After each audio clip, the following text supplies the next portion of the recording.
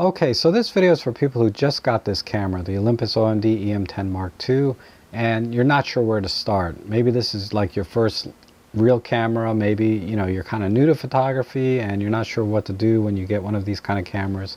But basically, there's so many tutorials and reviews out there, but I don't feel like any of them really take you from ground zero and then help you build up from there.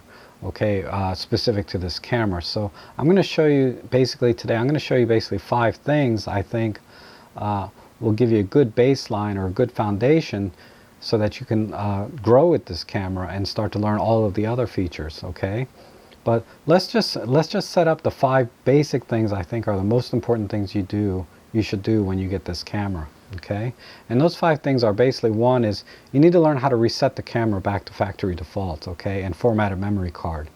Number 2 is we need to set the camera to take the highest quality JPEG images possible, because by default it's not set, it's set to just take normal pictures. And then number 3, we're going to talk about auto ISO or auto ISO, and expand that so that the camera can use the entire range of ISO available that it's capable of, okay? Because the default settings, again, are limited. And then we're going to set a center focus point, okay? Because I want you to choose the focus point, not let the camera choose a focus point for you. And then finally, we're going to go into aperture priority, okay? And we'll go more into that, where you control the aperture or the iris in the lens, okay, or how much light comes through the lens. And I think this is the 5 things you should do first to start building a baseline or foundation for your photography so that you can grow with this camera, because there's a lot of other features and things in this camera that it can do, that I think once you understand these things, we can move on to the next. Okay, so let's just do a factory reset first, okay? And this is something I do all the time, because every time I go out on a job, I don't know, I may not remember what I was doing the last time I was using this camera, so I have to reset it back to the factory defaults, because if I don't, sometimes settings will be grayed out, and I don't know why, and I can't remember why it's grayed out.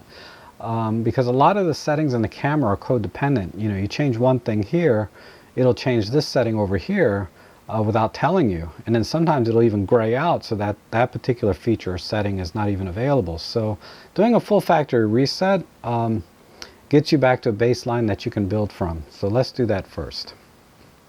Okay, and that's easy to do. You just go into the menu. You go down here, it's in shooting menu 1, you go to reset, you click OK. And right now it says reset full, which is what we want. If it doesn't say that, there's a little right arrow right here, which means you can click over to the right, and you can toggle this between full and basic. Okay, so let's do a full reset. And it hasn't reset yet. We have to click OK again right here, and then we say yes, and we click OK. So now the camera has done a full factory reset, and all of the baseline settings are back to where the factory has. They're back to the factory default. Now, you'll notice here a little pop-up here, or information telling you what this line item is for. And that's the factory default. But I can turn this off by just clicking the info button. Okay. Now, I recommend when you're starting out to leave that on, because it's pretty helpful. Okay. There's some descriptions there about what each feature or line item in the menu is for. Some of the descriptions are better than others, but in the end, it's better than nothing, right? And it's going to help you a lot to learn all the different things in this camera. You can always turn it back on by clicking the info button. So the info button, when you're in the menu, is just a toggle for this little pop-up. Okay? Now the next thing we'll do very quickly is we'll just format the memory card. And we're going to do a full format here. And I prefer doing a format versus all erase, because format will wipe the card clean, basically, so that you get the maximum use out of that memory card. And just doing an all erase may not erase everything on the card. You may have other things on there, like pictures you've taken from another camera. Maybe you got some files from work. So just do a format so you have a clean card. Make sure you have a dedicated memory card for this camera. And again, I recommend using SanDisk Extreme Pro 95 megabits card. I think they give you the best bang for the buck, and they give you really good performance out of this camera. If you want, you can step up to the Extreme Pro UHS-2 cards, and those cards, you know, they have double row pins on them, but and they cost about twice as much, but they give you even better performance out of this camera. So you know, if you don't mind spending double for the same amount of memory, and only you can decide if that's worth it, but that, you know, those cards do give you the best performance. Okay, and I did a video testing between the regular SD cards and Extreme Pros, etc., and you know, just to prove that point. So you might want to check that out if you know, if you're curious about that. Okay, so that's the factory reset in the card format. The next thing I want to talk about is the JPEG image quality. Now I want you to shoot in RAW plus JPEG, okay? Because there's two file formats that this camera can save pictures. It can save pictures as RAW, and it can save pictures as JPEG, and it can do it at the same time. So you have a JPEG image and a RAW image together in the same memory card. However, the JPEG setting is not optimized. It's set for normal, okay? And you'll see that if we click the OK button here, you'll see down here that right now the quality setting is set to large normal, and if you click the OK button here, you can change it to large fine, okay? You can change it to raw, and if you keep going, you can go all the way to large fine plus raw. But even then, we're not at the optimal quality, you know, raw files aside. So let's set the JPEG quality to the maximum quality by default. So let me put this back where it was. Whoops. It was on large normal, right? That was the default setting. Go into the menu, click over here to get back to your left column, and then go into the custom menu and go down here to menu, looks like G. Okay, and the first setting here is your picture quality setting, and we're going to click OK here. And strangely, okay, there's 4 settings here. The first one is not your default setting. It's this one here, number 2. So we're going to set this to large, super fine, okay? So large meaning it's going to use the full 16 megapixels that this camera is capable of. And then we can point up and change that to super fine. So that'll give you the maximum JPEG quality that this camera is capable of, the least amount of compression, the most detail, etc. This is the best quality. But we need to change one more thing that impacts the quality of the JPEG file. Okay, so let's go back over here, and we're going to go up here to exposure, matrix, and ISO. And we're going to scroll down here to noise filter. Right now it's set to standard. I recommend you set this to low, okay? And the one above it, noise reduction, we can ignore for now. We'll save that for another video. But noise, when you set the noise filter, basically what the camera is doing is trying to eliminate like grain, color noise, and it does that, but it sacrifices detail, okay? So when you set it to low, it minimizes the impact that the camera's processing will have on the JPEG file, thereby leaving the most amount of detail. Standard's not too bad, but it does start to smudge some of the details a little bit. And then if you set it to high, that really wipes out a lot of the detail in the picture. And you know, you'll have less grain, less color noise, but the picture is going to be a little bit muddy or smudgy looking. Okay, if you start to pixel peep into it a little bit. Okay, so I always recommend low to kind of get a head start, and that's mainly because we're going to be shooting at high ISOs, okay, potentially. And I'll talk about that when we get to it here in a minute. But you could turn it off, okay, but off, you know, if you just want to use the JPEG file straight out of camera, I don't recommend using off, okay? Now, let's go into ISO here, down here. Now, ISO is set to auto, and there's an auto set, okay? And you'll see here that we have a range of 1600 to 200, but we can expand that. This camera is capable of going all the way up to 25,600. Okay, so we're going to set it like that. and we'll leave the default at 200. Now, ISO is basically, you know, from the film days was the sensitivity of the film to light, so that if you're shooting in a dimly lit or low light situation, you could take pictures and the pictures will be, you know, at the proper exposure or proper brightness. Mainly because when you're shooting at lower ISOs or ISOs, the camera has to slow the shutter speed down, and it might slow it down to a point to where you're going to get too much motion blur or camera shake. So, you know, IBIS or image stabilization and whatever other technology they have out there aside, there's really no replacement for having the correct shutter speed. And for the camera to get the correct shutter speed, it needs the wiggle room of adjusting the ISO. So to do that, okay? So that's why I want you, when you start out taking pictures, to use the maximum range available. And then as you start to see the pictures you're getting and the results you're getting, you can tweak that ISO setting, okay, to your taste. But for me, okay, and I take pictures at ISO 20,000 and higher all the time, especially at night when I'm out just taking street photos. I'd rather have a picture that's not blurry, sharp, you know, because I had the right shutter speed with a little bit of grain, than a picture that's blurry and doesn't have any grain, okay? Because that's really the problem I think a lot of beginning photographers make is they're using too low of a shutter speed, which the camera picks, but it's limited because of the auto ISO. So to get sharper pictures, you need a faster shutter speed. To get a faster shutter speed, you need to let the camera use its maximum range of ISO settings, okay? In this case, 25,600, at least when you're starting out. And then as you understand the camera's performance and how the images look and what you find acceptable, you can start to change that to your taste. But in the beginning, I want you to use the maximum available, okay? Now, the next thing is, and another problem a lot of beginning photographers have, is the picture's out of focus, okay? And that's because by default, the camera is picking the focus point for you, okay? So let me show you what that is.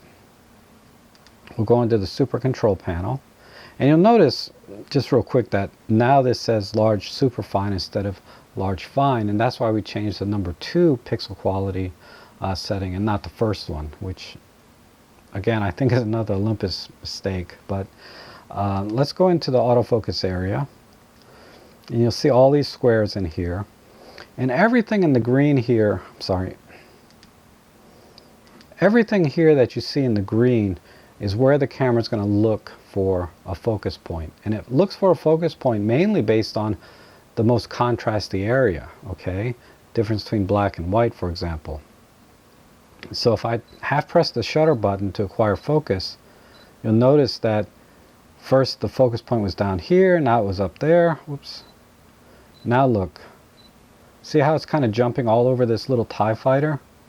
Because the camera's picking the focus point for me, and that time it picked the building, right? And that's a common problem, is, you know, you have a bunch of your friends here in front of a building or a tree, and then the building is sharp and your friends are out of focus, okay?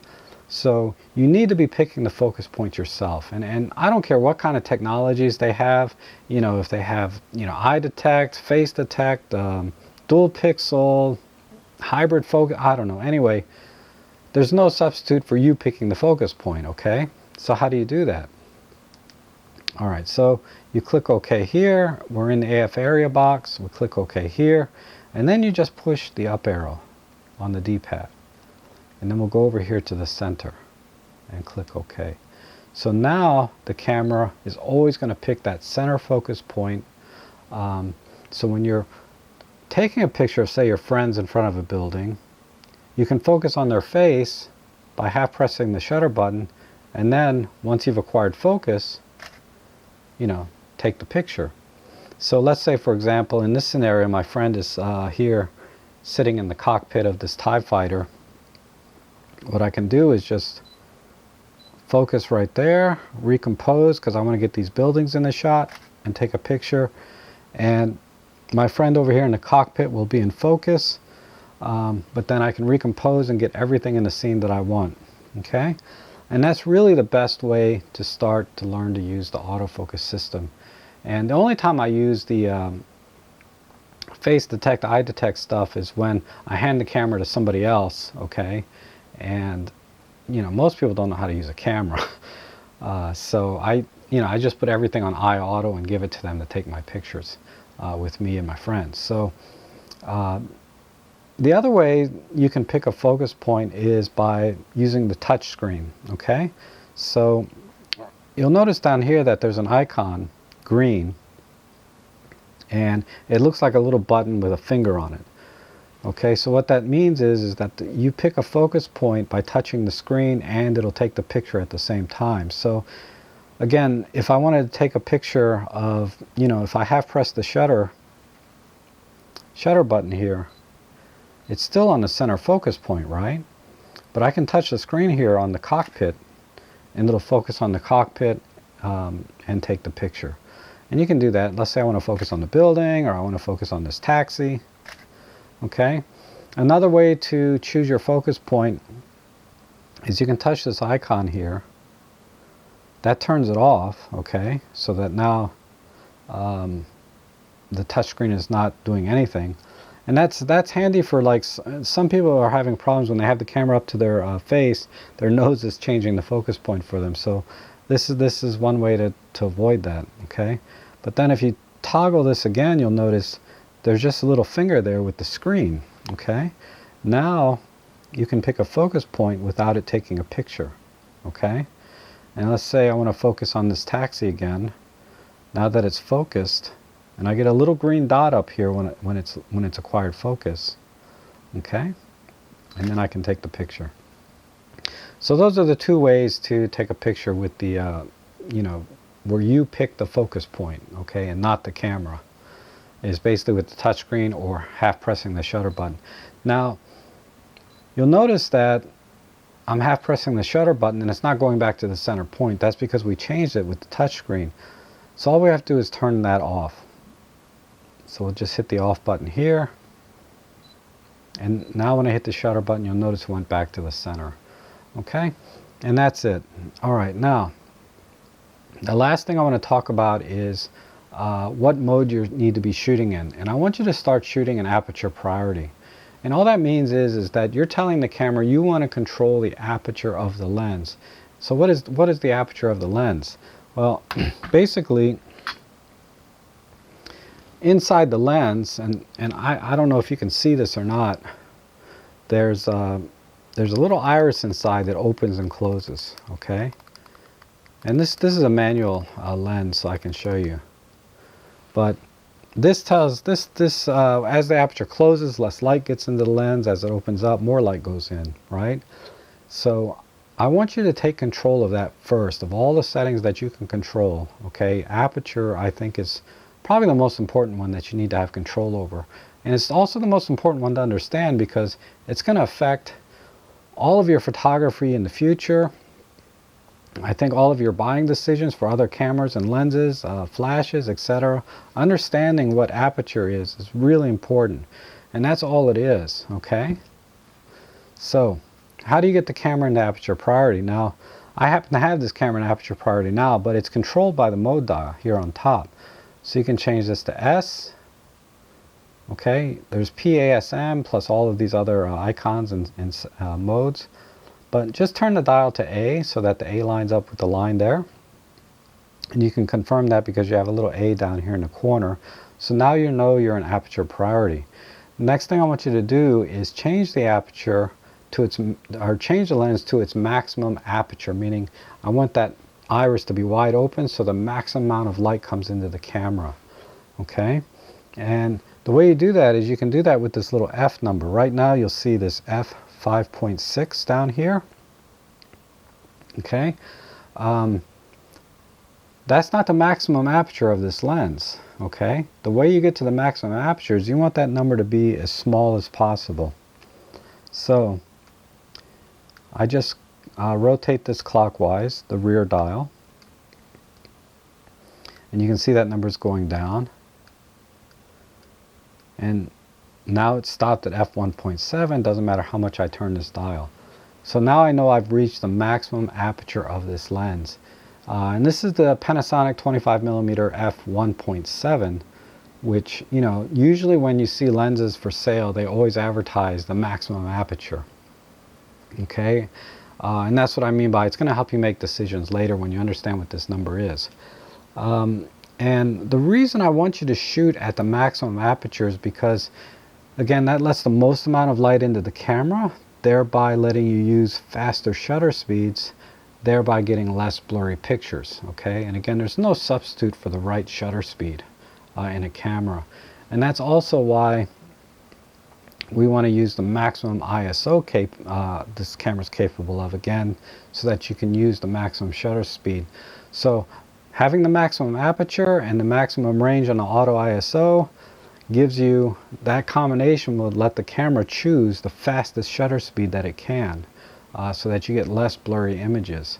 And again, that's what I think a lot of beginning photographers have problem with, is their pictures are blurry, or, you know, there's motion blur, there's camera shake, and or they're out of focus. Hence, that's why we're picking the single focus point. Okay, and that's pretty much it. Those are the 5 things I want you to start with, and then I want you to go out and start taking pictures. Okay. There is one other thing we can change. Okay, and I want you, you know, and this is kind of optional, but I want you to start shooting RAW plus JPEG. Okay, now we've set the JPEG setting to the maximum quality, but I want you to shoot both RAW plus JPEG, because later on you're going to want to look at the pictures you took before when you were out experimenting and practicing, and see the differences between the JPEG and the RAW files. Okay, so how do we get the camera to take both at the same time? Well, that's in the Super Control panel, and you just go down here to the picture quality box, and then you just rotate, you rotate the front dial until you see large, superfine, plus RAW. Okay, and that's it. So we'll talk about RAW files a little bit later on. I'm going to make this a multi-part series, assuming there's any interest in this kind of video at all. So if you'd like to see more videos, just leave in the comments below and let me know. And also let me know what you'd like to see next as well. I mean, I have some ideas about what I think would be the next step for you to get started, but you know, I appreciate any kind of feedback you can give me at all. And as usual, thank you so much for the very kind feedback I've been getting. And hit subscribe so that hopefully we'll see you again soon. Thanks again for watching.